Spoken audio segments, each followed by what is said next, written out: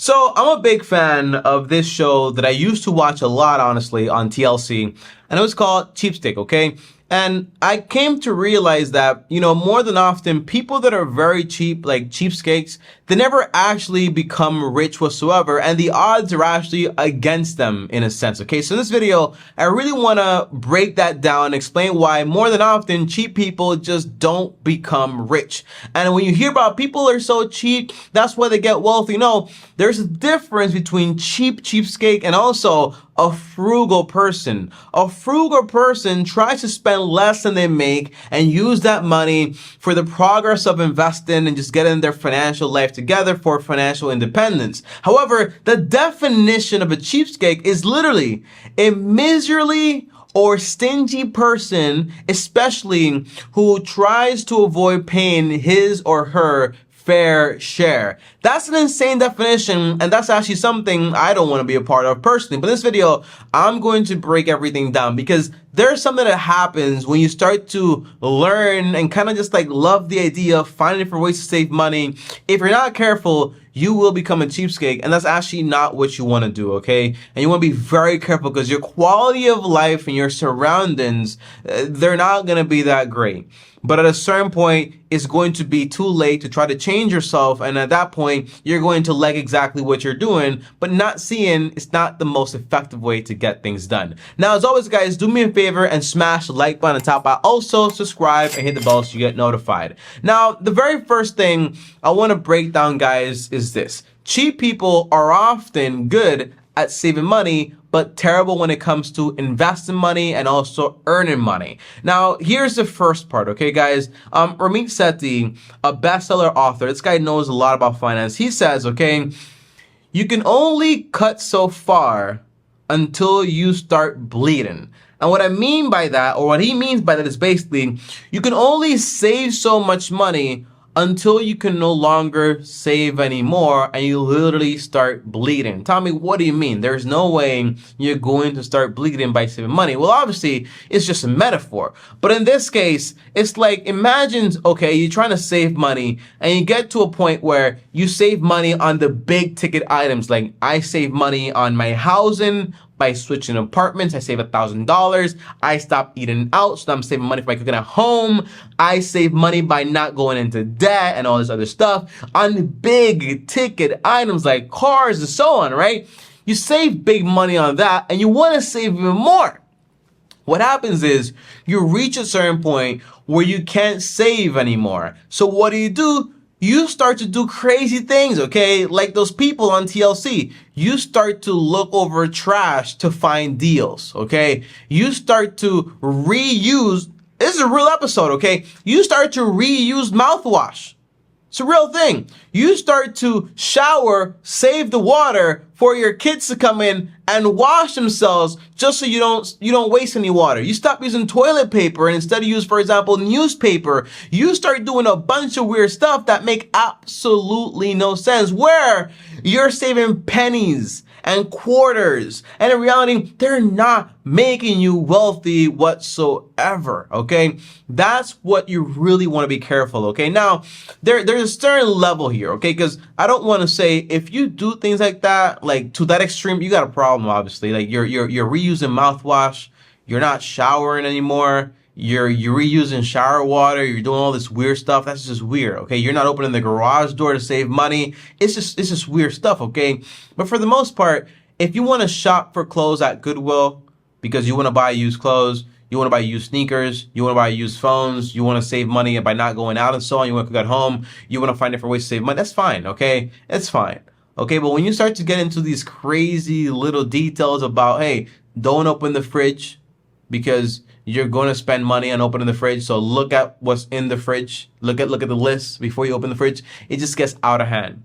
I know people that have a timer on their shower and it turns off after 3 minutes because, hey, you had enough. That's enough for this. It's ridiculous, okay? So that's the first thing, okay? They might be good at saving money, but at a certain point, they get into extreme levels. And making money and investing money is not just about saving money, it's also about taking on some risks. And that's where I follow up with the second part here, which is they have an unhealthy relationship with risk. I saw a guy on TLC he was driving. It was an accounting guy. He was chubby, and he bought his wife some napkins from like, it's a whole story, guys. Okay, it's ridiculous. Watch that show. I recommend it. It's funny, okay, but it's kind of sad and it's kind of weird at the same time. But for the most part, this guy had a lot of money saved up, and he kept it in the bank, because he just did not want to lose it, in a sense. Or at least that's my idea, okay? But when you have an unhealthy relationship with risk, you don't understand that money in the bank is dead because of inflation, and you're earning like 1% or less from your savings account. So it's actually not doing anything there. It's just losing money. So you're actually losing money by not doing anything with your money. That's the funny thing about it. But overall, ignorance is usually the factor that gives into fear. When you lack understanding about how investing works, that's where the fear comes in, because why wouldn't you be scared of putting your money into something you don't understand? If you do that, you're just an idiot, because you're putting your money into something you don't understand, and it's just like, why are you doing that, okay? But once you understand how, for example, a Roth IRA works, it's basically a retirement account, an individual retirement account where you invest your money after you pay taxes inside of it. And once you understand, hey, you're going to be investing into an index fund, which is basically a fund where people put their money together and buy certain investments, and you're going to buy the S&P 500 ETF, which is basically the 500 largest companies in the US. You put your money in there, and you understand that the risk is, well, the only way I can lose my money is if all these 500 largest companies in the US go down, but that also means the US went down. So at that point, nothing matters. But once you understand all of these factors, you're able to become more confident about your investments. And then you say, hey, I'd rather invest money here, earn 10% a year on average, than put my money in savings accounts, have it, for example, safe, but deteriorate because of inflation.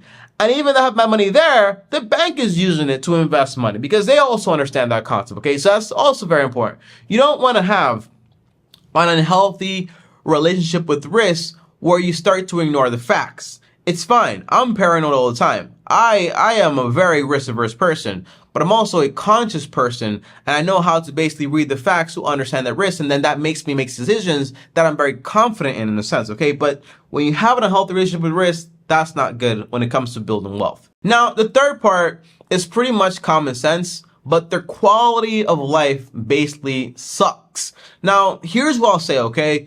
You ever walked into a person's house and this person has animals, cats, maybe a dog in there, and, their house smells like animal, like poop and sand and just like smelly. But to them, that house is fine. They don't smell that smell whatsoever, because they basically, they live in that smell. But because you come from outside and you don't smell it, when you come inside, you smell it, right? That's what happens.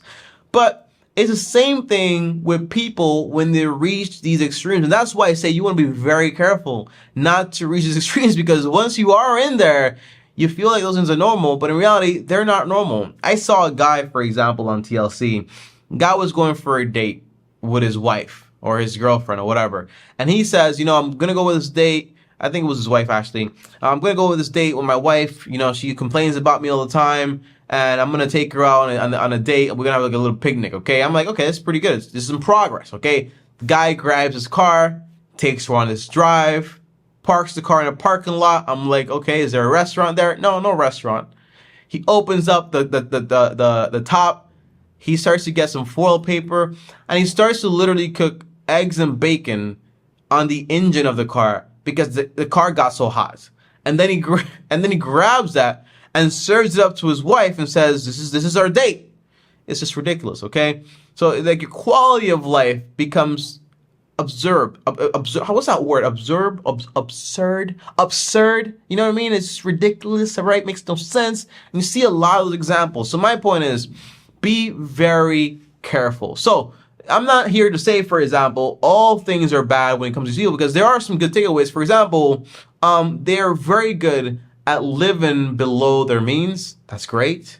They're very good on trying to save money via negotiating. That's good. A lot of folks don't do enough of that. And third, they don't really care about people's opinion, and that's great and amazing in the sense of what financial decisions they actually make. But my point is, take the good and leave the extremes. when it comes to cheap people. And remember, life is great in a sense, right? But you have to like enjoy life, right? And have like a quality of life. You know, quality doesn't equal, for example, the most expensive things, but quality does equal having some nice things in a sense, okay, in that way, or not having to worry about toothpaste. Like these things are just like cents and pennies, and you're better off just trying to earn some more money than you're able to just basically say, hey, I'm gonna save money here. It just makes no sense, okay, guys. So that's why I say more than often cheap people don't become rich, but frugal people tend to become rich, okay? That's the idea. Thanks for watching.